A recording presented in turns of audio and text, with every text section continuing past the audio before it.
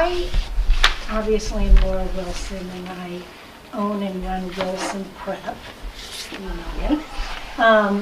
And that's right across the street. But I started here at Greeley many years ago, an English teacher and a reading specialist. And then I left to have my own children, but I started tutoring and here's WilsonPrep. And so I am honored to also conduct all the SAT and ACT classes here at Greeley during the school year, which brings me great pleasure because I love to teach and I love students. What are the classes here and when are they? So we have a boot camp that starts last week of summer that I highly recommend incoming juniors take. We then have a PSAT class, an ACT class, and then starting in January, again, we have an SAT class and an ACT class. And I think I forgot to mention there is an SAT class this year in the fall too. Okay. So many different options, and that's what we're going to talk about today, because you hear PSAT, you hear SAT, you hear ACT, and you're like, oh my God, where do we begin? The good thing is you don't have to decide this immediately, okay? And that's what I'm here to talk you through the process, make you comfortable with it. It seems a little overwhelming, but it shouldn't be. It really shouldn't be, as long as we all take a deep breath. I used to say, and I still say, well, I used to bring tissues with me because parents would start to cry. So I've changed my presentation. There will be no crying today. Okay. So that's why I started. It seems like a maze. Where do we begin?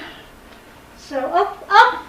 There's my child, and he was special ed too. And you see, happy child. He goes to Michigan. He went through this process, and all of our children, I'm pretty confident, will end up happy and successful. So what are we going to talk about today?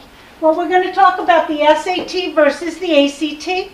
It's changed since we all went through it. How many of you are SATers? All of you. So now it's interesting. The SAT changed a few years ago because ACT, it's a business, and ACT beat SAT. So now SAT has changed. In many ways mimics the ACT because it's competitive. So we're going to talk about the two exams because most of your children will probably take the ACT, and this is a little bit of a foreign landscape for you. We're going to talk about the testing timeline, accommodations, how to get those accommodations, a little bit about how should students with disabilities prepare for these exams, and then we're going to end with some test optional choices as well as how to begin preparing now. Okay, if you look at your packet, let me just walk you through this packet, and please hold on to the packet because this is something you can refer to this year, next year. How many of you have 9th graders, 10th graders? Oh, this is an easy presentation. Last year we had 8th graders, 7th graders. Oh, great. So you're all about ready to start this process. I'm glad you're here. The earlier you begin, meaning become knowledgeable about it, the less daunting it is.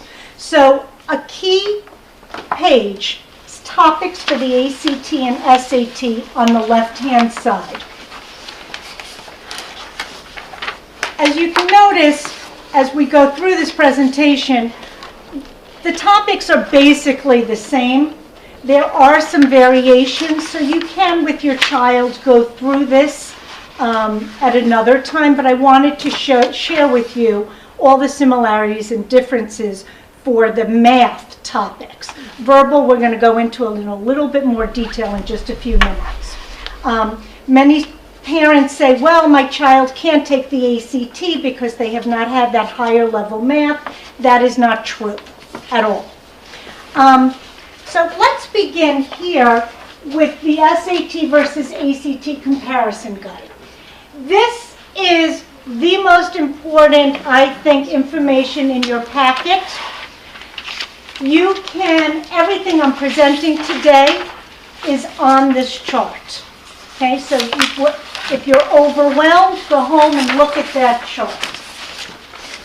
Where is the chart? It's in the, It's on the right side. Is that my phone? Yeah. Okay, the difference. SAT. When we took the SAT, it was out of 1,600 points. It used to be out of 2,400 points until just, 3 years ago. It changed back to 1,600. 800 verbal, 800 math. The ACT is out of 36 points. SAT is a total. ACT is a comparison. That's a big, big difference between these exams. Often it's easier to change a total than it is to change a comparison. And we're going to come back and discuss that a little later. So the ACT, each section, grammar, math, reading, science, equates to 36 points. They're averaged together to get the total composite of 36. The verbal contains reading and grammar, and this is key. What I like about the SAT is that if a student has a reading deficit, grammar, it's easy to improve upon the grammar. That's the section that I find with test prep and practice goes way up. Why? Punctuation is a third of the exam. It's repetition. So if your child can get the grammar way up, it covers the reading deficiency. So sometimes I find that the SAT, even though many students and parents feel it's the harder test, sometimes it's the right test for your child. Do you want us to ask questions as you go along or save them? Ask your question. If the child has not a reading issue that's not comprehensive based but is technicality based, is grammar a deficiency for it, or? No. I think grammar, the way we teach it at WilsonPrep, I recognize different learning difficulties. I really like to focus on the visual. I find students a lot of auditory processing issues, so we do a lot of visual. We even do some tactile with the grammar, so it's easy with right training to get that up, and we do address with different learning difficulties. Okay, let's talk about that reading. So the ACT and SAT are similar in its content. They both provide a prose passage, they both have a social science, they both provide science, and they both have a humanities. Okay? ACT is always in the same order, SAT varies. The big difference is the fifth reading.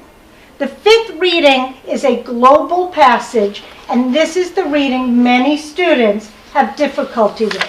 It's usually similar to AP U.S. history content. So they might, I just a few minutes ago taught Patrick Henry versus Hamilton in a double passage. So the vocabulary and the language, quite difficult. If your child is taking AP U.S. history junior year, that is an advantage.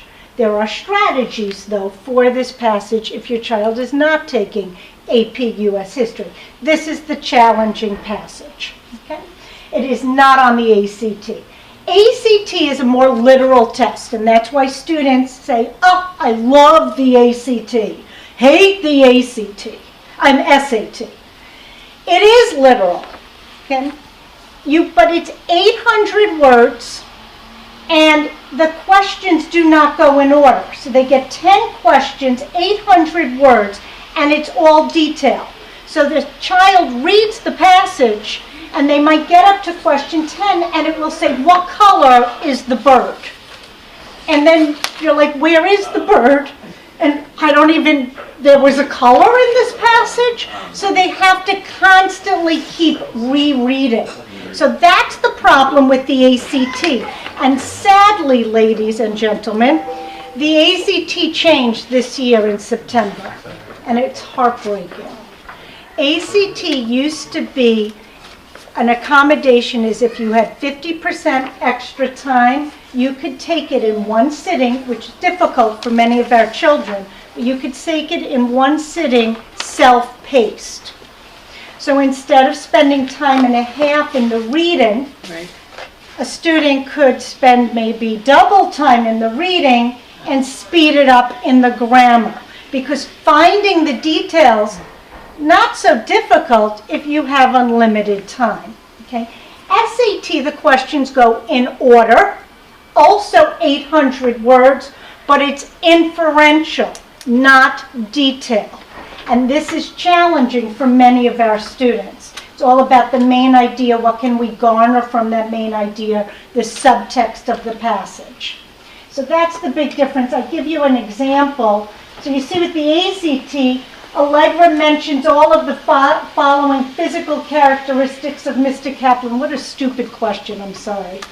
And these are all details. Okay?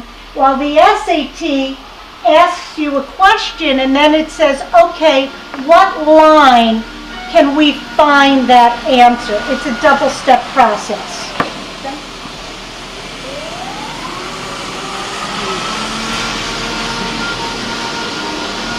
Now, I apologize. I have to be honest. Throughout this presentation, it's going to seem like I like the SAT much more than I like the ACT. And I have to be honest, I do like the SAT. Okay? I hate the ACT. I shouldn't be on film saying that. And yet my own children both took the ACT. Okay? I like the SAT as an educator. I get to teach strong, effective reading skills and strategies. I find that the SAT really ties in with the school curriculum. So yes, I like the SAT. Yet, many of the students, the ACT is the better choice, and I do recognize that, especially students, sometimes who have some learning difficulties, ACT might be the option. Okay, so here's the grammar passage. Now, yes. So you said it changed. Yes. What did it change to? Meaning for accommodations? Yeah, as far as you said it changed, it was that they had Right. that time. So we're going to get to that, but yes. No, it's a great question.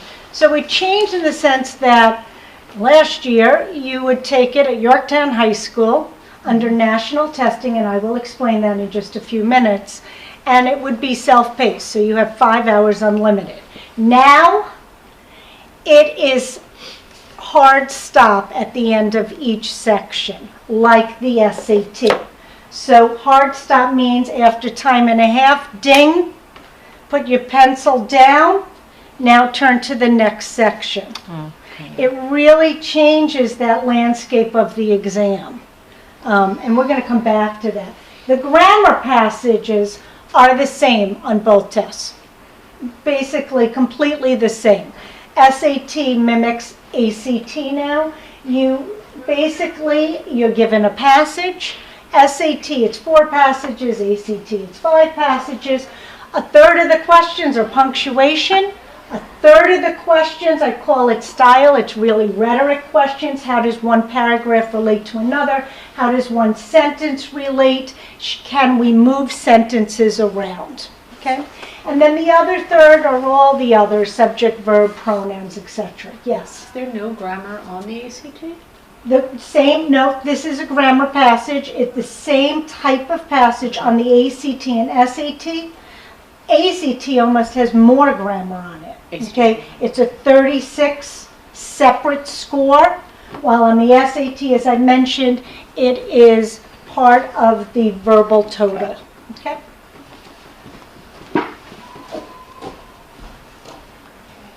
The math. What? Oh, okay, thanks. The math, this is the big change, and you didn't have this when you took the SAT. This is the big change. There's now a calculator and a non-calculator section. Okay? The gentleman who created the new, or is responsible for the new SAT, David Coleman, well, you might recognize his name. David Coleman is also responsible for the Common Core. That's a mistake. So we have the same, that's why there's synergy, and that really the new SAT complements what is going on within our schools. So therefore, word problems on the SAT. Tons of word problems. This causes problems for lots of our children.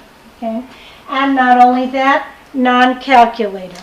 Our children are now born with a calculator in their hands. They come right out of us with the calculator. So when you take the calculator away, students think they don't know what they're doing. But they do. It only takes 2 or 3 weeks to remind them how to do multiplication. And we teach division, and they get it, and that ends up not being a difficult area. Okay?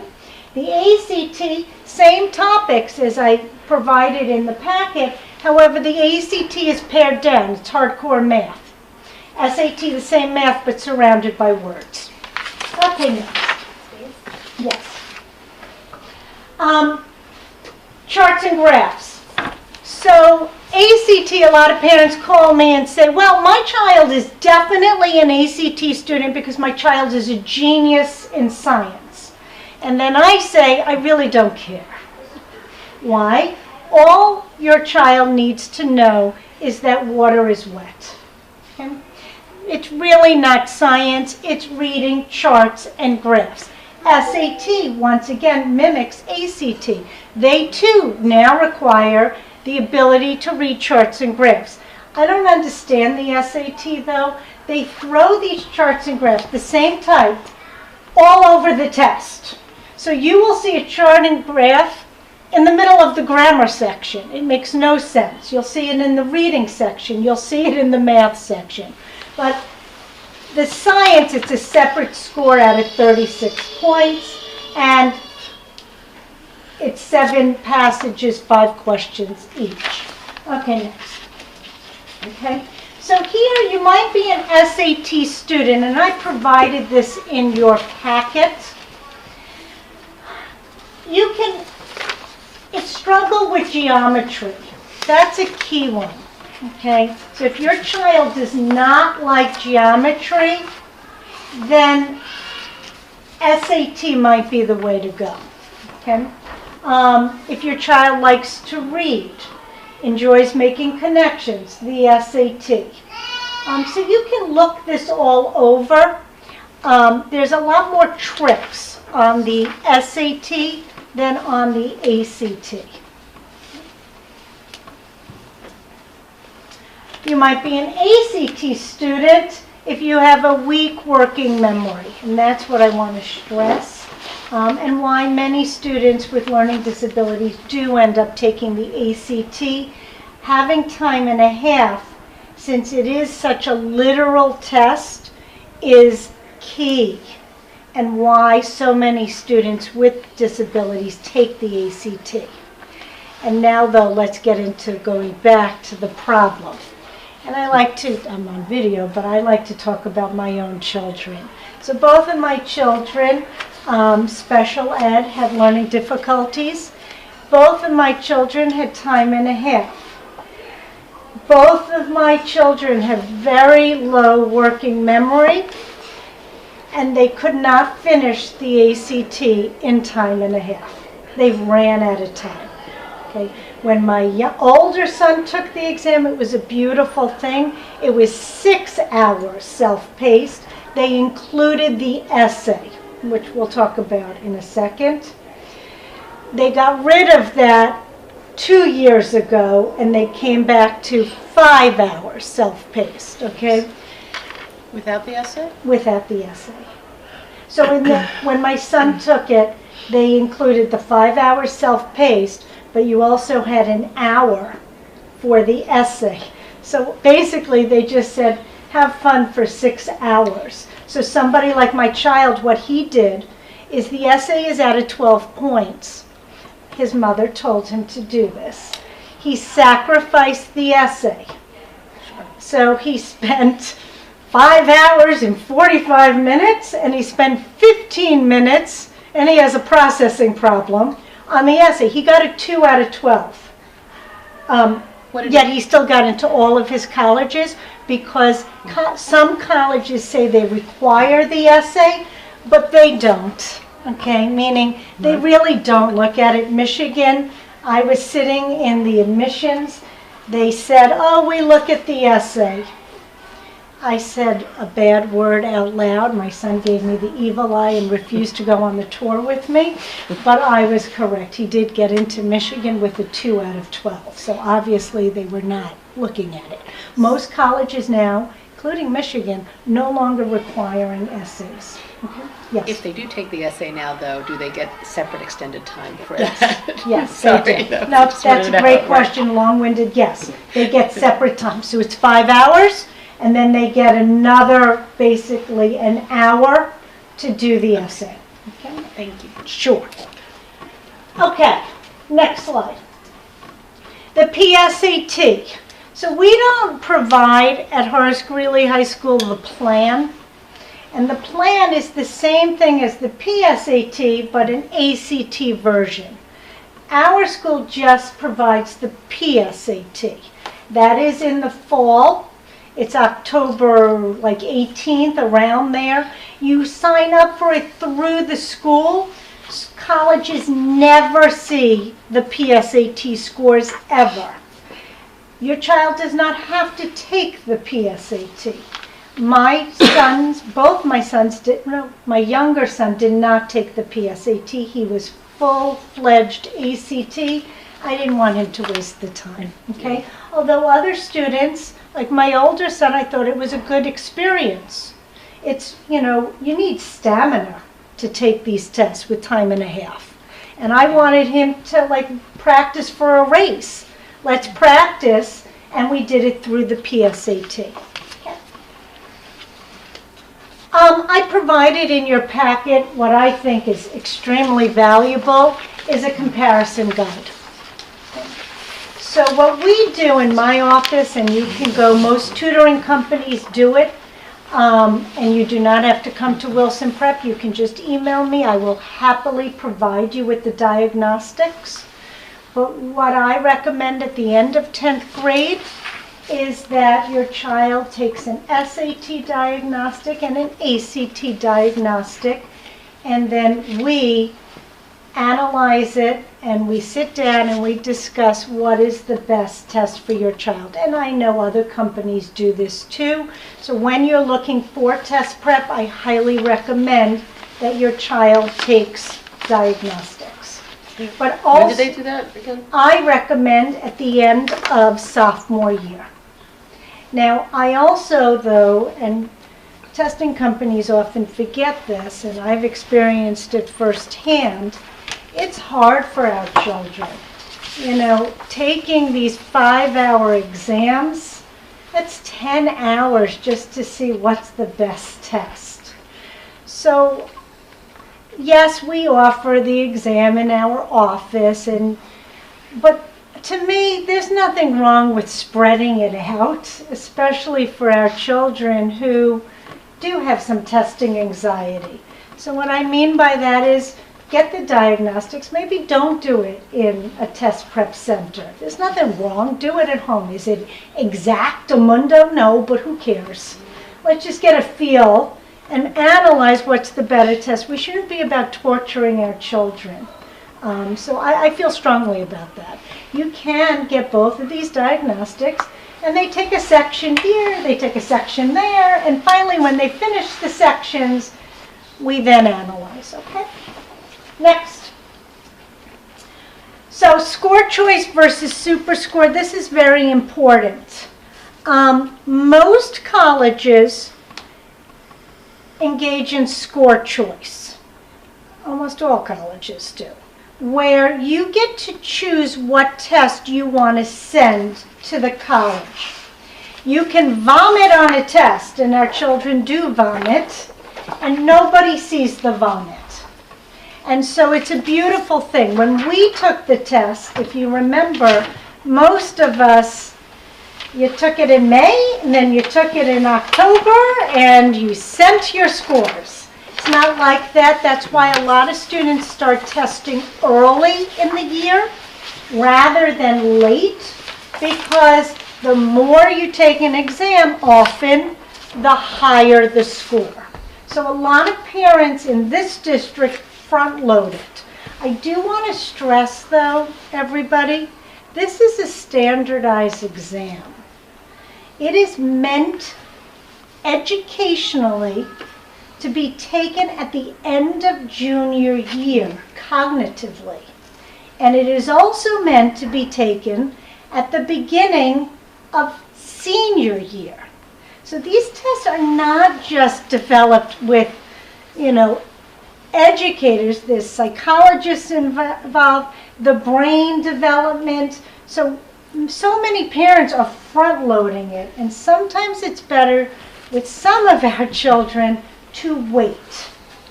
So what would you do? The PSAT in October? Yes. Take a breath and then... It depends, and that's where, you take the diagnostics. Every child is different. Some children with anxiety, they don't want to take the test until they feel very, very confident. I try to convince students with anxiety disabilities to take a different approach. I try to convince students to start early, but who cares about those first scores? Let's constantly get used to it, and then I'm earmarking the spring of junior year to really get the scores that we will be sending to college. And also, it is torture, I have to be honest, on your children. I see what it did to my son. It's very time intensive. So we decided, and I hope that many of you decide, we're finished at the end of junior year. It is what it is. We're not taking this over the summer, senior year. But we decided that because we did start early. We started going into the summer of junior year. So students, though, and so many do, and it's the right thing, they wait till January of junior year, and then they start. So maybe they are taking it senior year, and that's fine, too. That's where everything is individualized. But I do like for children to take it numerous times.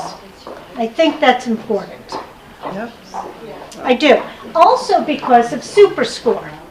So SuperScore is a beautiful thing. SuperScore is where you can take two tests for the SAT and push them together. Okay? So you take the highest verbal, you take the highest math. Now you do have to submit both exams.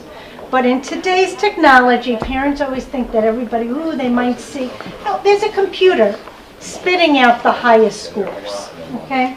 So you submit both, and the colleges look at the highest, and they create their own total. The ACT, it's a great thing if colleges SuperScore, and many do, because the ACT varies, I find. One test, the English might be very difficult. The next test, the math might be very difficult. So basically, you can push together, technically, 3 to 4 exams. You ace the math, you own the math, you take it again, you ace another subject area, and you SuperScore it, and that's how you get the composite to go up.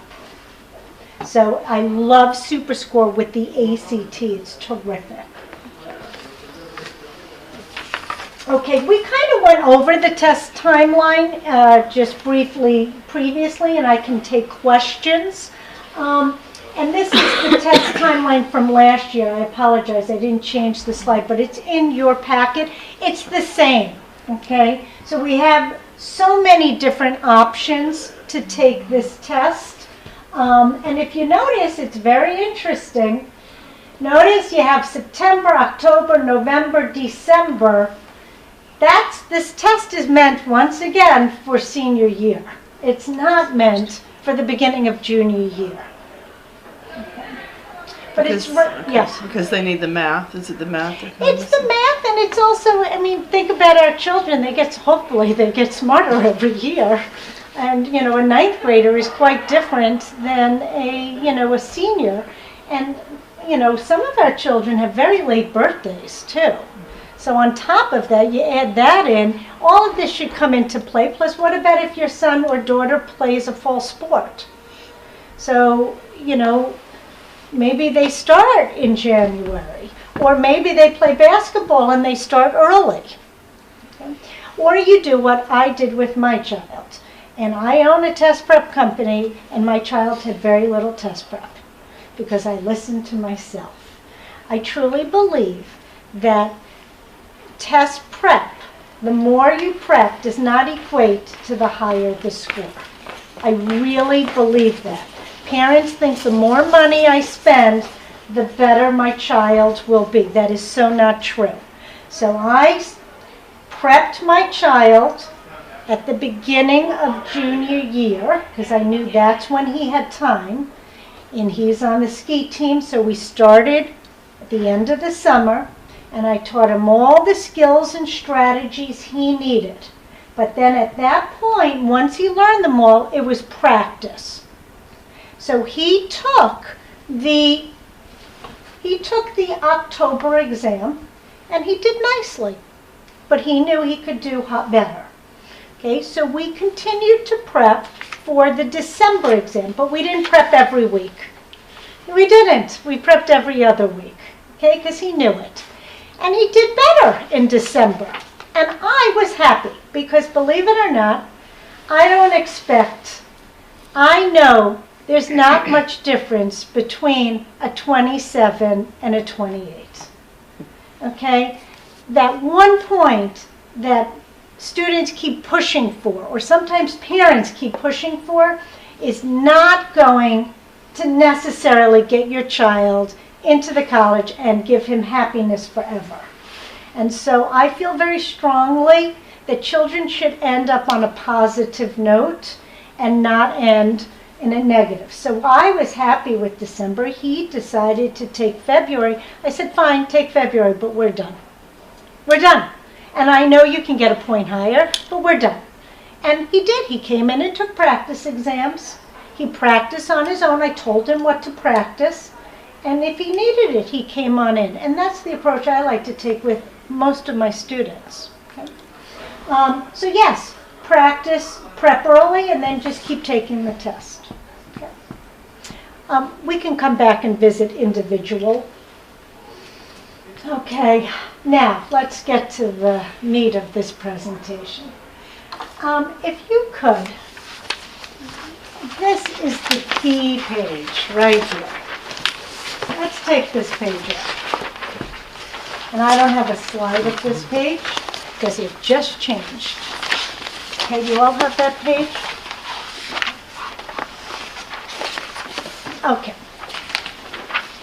So the process has changed a little bit.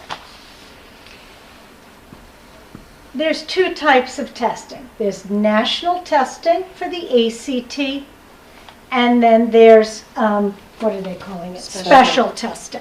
Okay. Last year, if your student did not have severe ADD and was able to sit for 5 hours, then I recommended signing up for national testing because you could manipulate the time. And it was a beautiful thing. And with national testing, you take it at a school like Yorktown High School. Okay? I asked students not to sign up for special testing, okay? Because special testing goes through Horace Greeley High School. National testing does not go through the high school.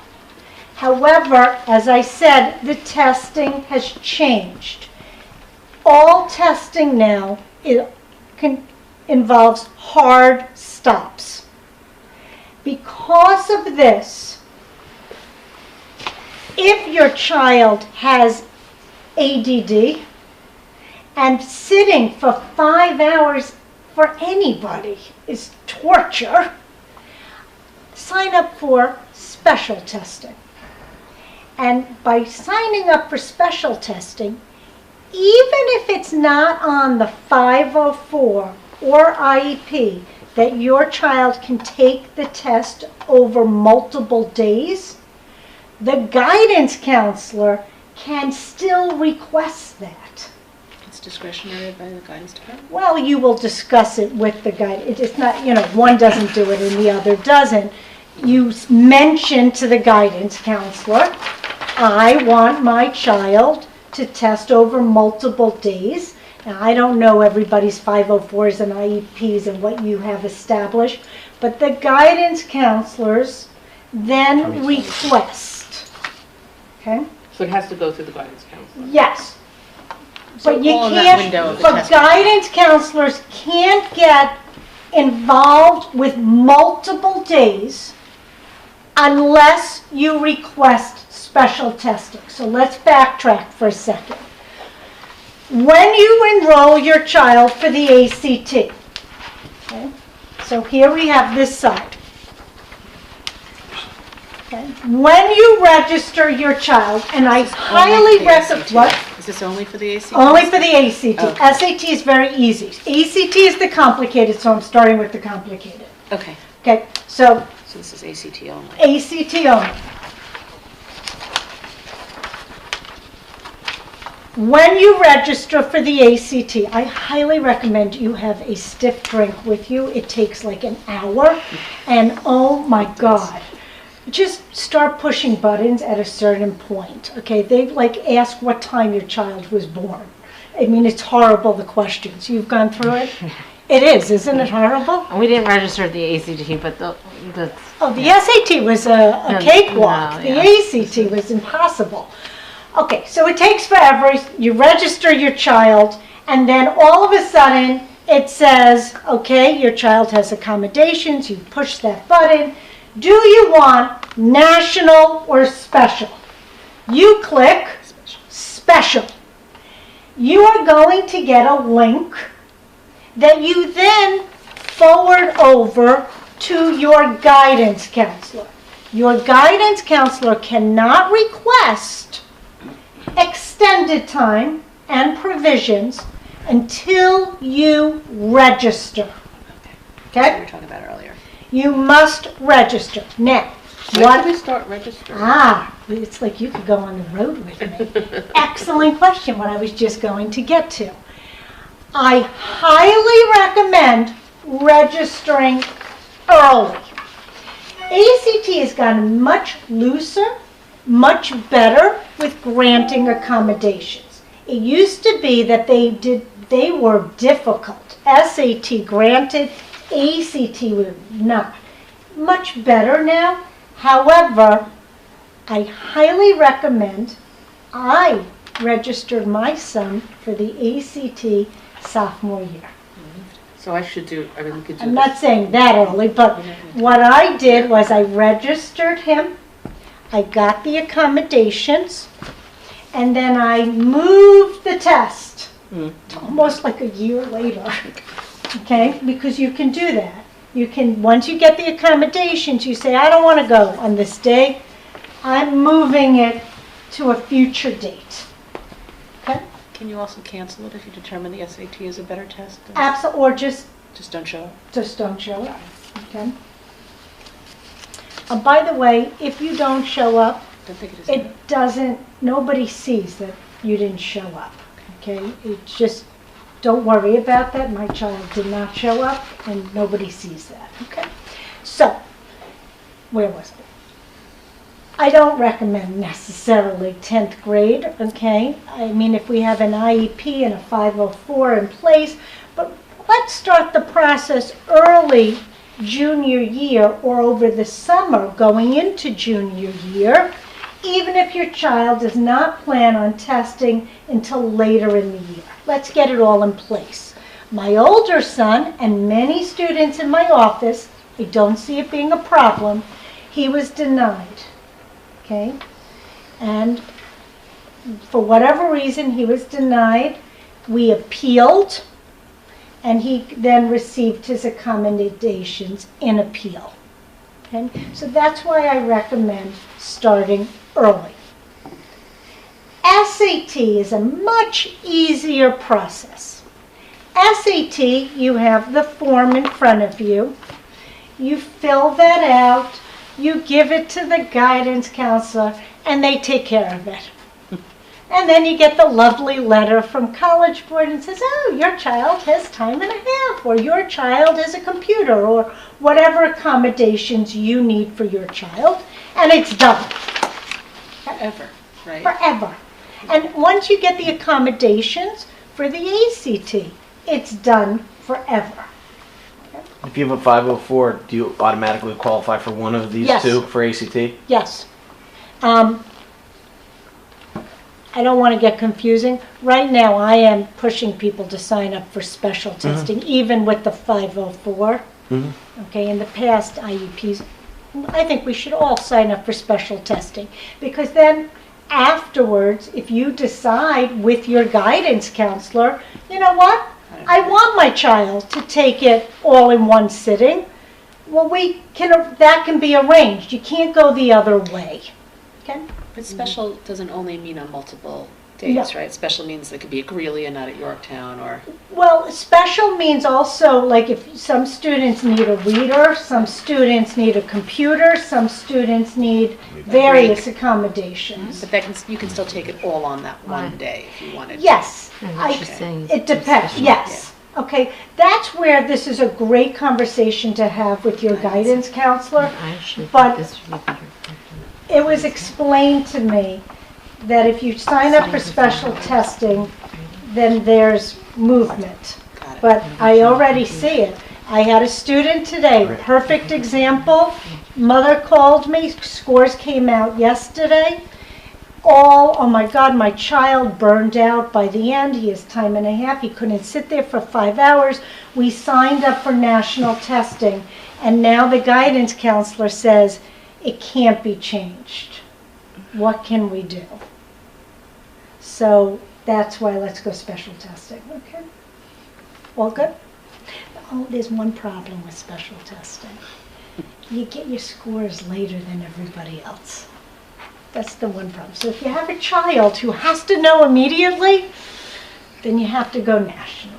How much later do they come? What? How much later do they come? Sometimes significantly Weeks later. or months? And also special testing, multiple days, usually here at Horace Greeley High School. So they take it in an environment that they are familiar with, which is very nice. Greeley, other schools like Briarcliff, other schools, they allow for testing over 4 days or 5 days. Okay, Greeley does not. Greeley, it's over 2 days. So it's like a Saturday and a Sunday. ACT, you do section 1 and 2 on Saturday, 3 and 4 on Sunday, including the essay. And if for some reason your son can't do, or daughter can't do the essay, they sometimes bring in a 3rd day. I do want to stress the essay doesn't really count. Get it done in 2 days. Okay? Questions? Questions?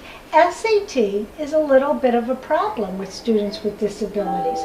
They don't offer, for the most part, over 2 days. So for the SAT, time and a half, your child is there for 5 hours.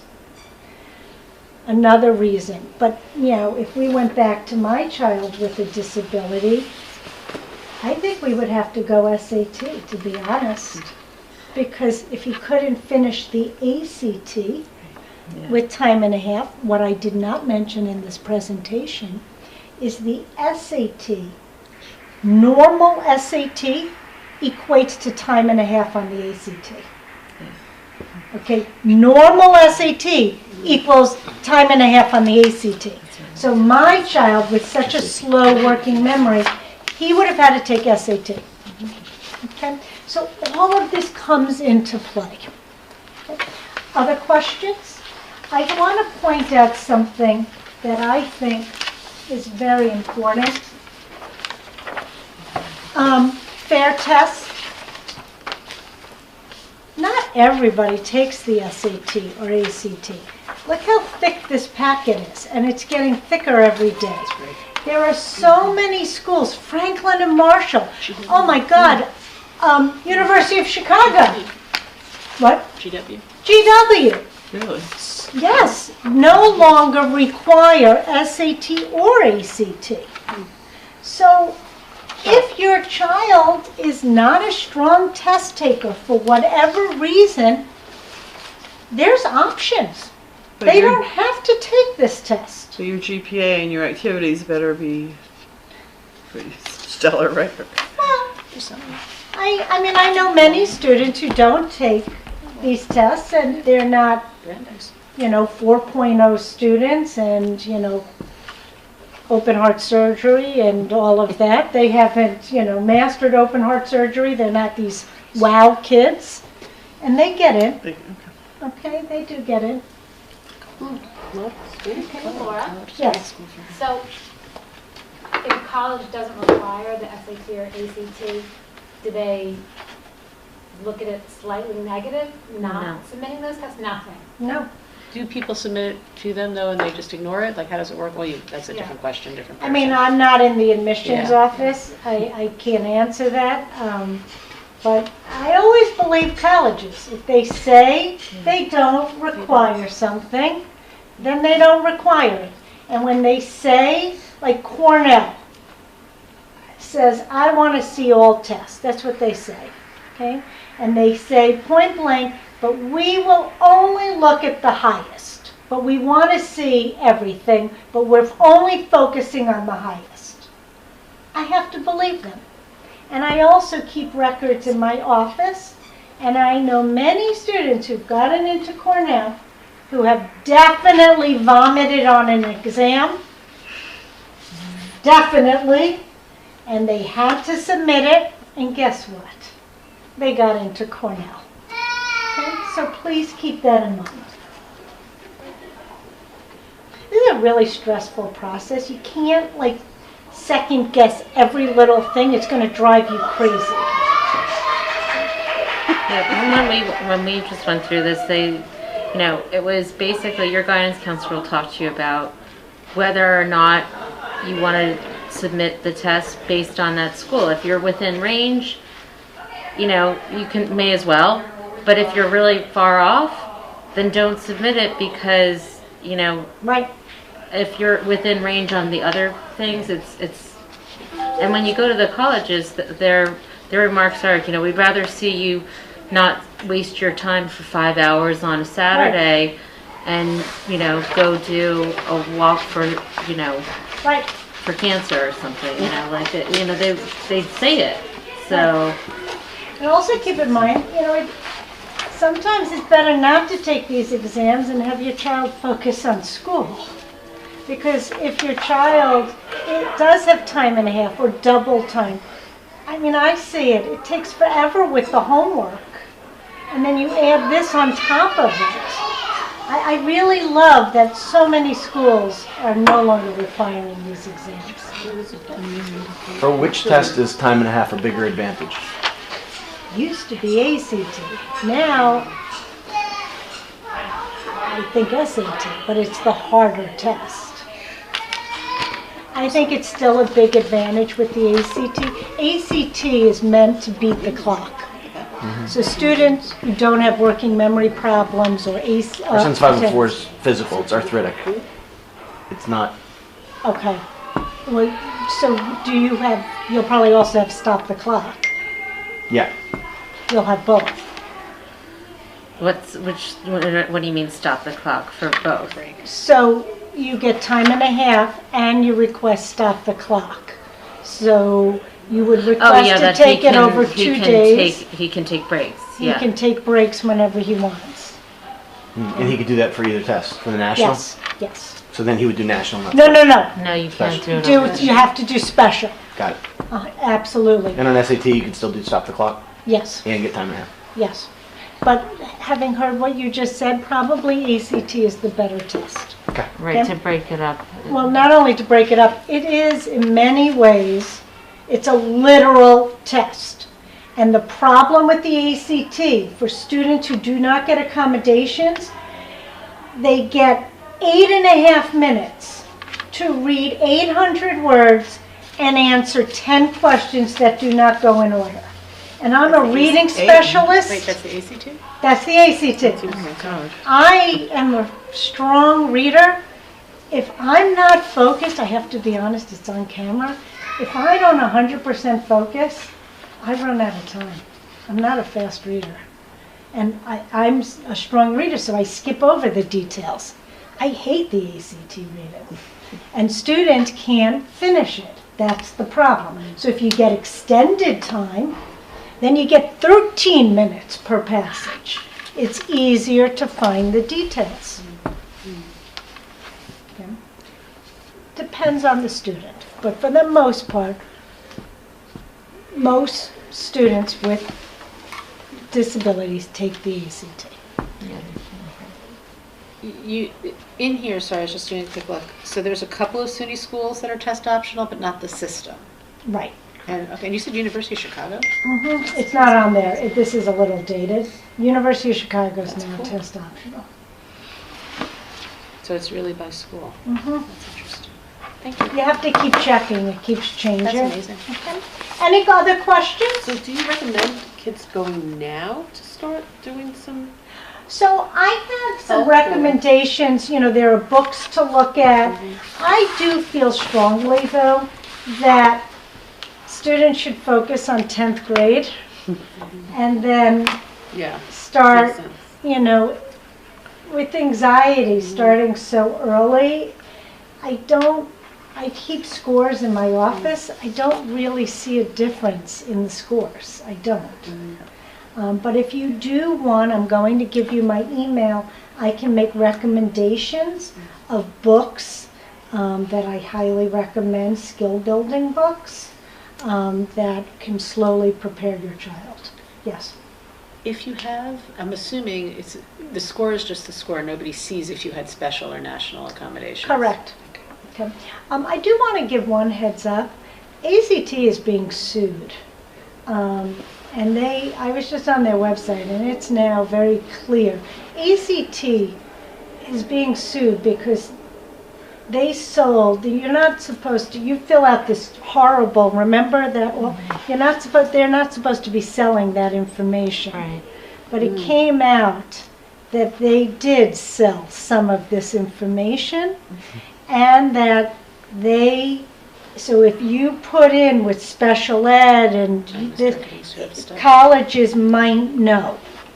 So only put in that your child gets accommodations specifically where it asks, meaning you have to register for special and national. Don't put it in the public section where you're giving GPAs and you're giving, my child loves to play the trumpet, and don't put it in there. Just when you have to officially sign up, okay? Although I don't think this will be a problem now because ACT is in trouble. So we're doing, just to mention, we're doing a college night, especially Goes to College Night on March 19th, and we'll talk about school choice and readiness. But Laura, if you could name the top 5 schools that our kids seem to do well getting into and flourishing, I know this is a big ask, but I just, it's like a constant question. I hear it's a constant thing. Well, it depends on, Yeah. I can't answer that because, everybody's at different levels. Yeah.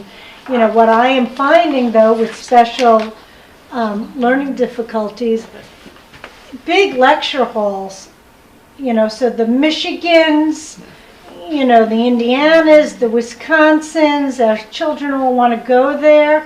It is not, I figured, yes. it's not great for students with special needs because you get no extra attention. Where if you go to a small school like Franklin and Marshall, or even Colgate, I was there the other day, and there's a student I know who has some learning difficulties, meeting with the professor one-on-one can sit right in the front of the classroom. Michigan, you're one of 400, good luck. Okay? So I would recommend small versus large, but that is so key that you just asked this. Some colleges will not give you the 504 unless your child has had adult testing, adult norm testing, meaning your child should be retested in senior year if they haven't had it as adult norms, and most of our children haven't. So a couple of professionals that spoke to our group last year said they get paperwork out of Greeley, and most of the schools are good with that. They're not asking for that. Michigan isn't. Yeah, interesting. Oh, you're right, Dawn. I remember when Yeah, we right. talked She about painted that. with a Yeah. broad brush. Michigan. Oh, you're good. Nope. Huh? That goes with you forever. And so, oh no. And so, and I know quite a few other schools, they don't. They will give it to you, yes, they will give you a 504 and IEP, but they expect updated testing and not under, Not on the school schedule, so if they're due junior year, those kind of things. they don't care. Once you graduate from Greeley, they don't care about school at all. They just look at your testing. Right. So it has to be adult for some of these schools. So as soon as your child gets into a school, I would call. Okay? And certain schools give, so my son got from Michigan, he was given a computer, he was given all these adaptive technology. You have to ask. To think about. It's very helpful. Thank you. Good.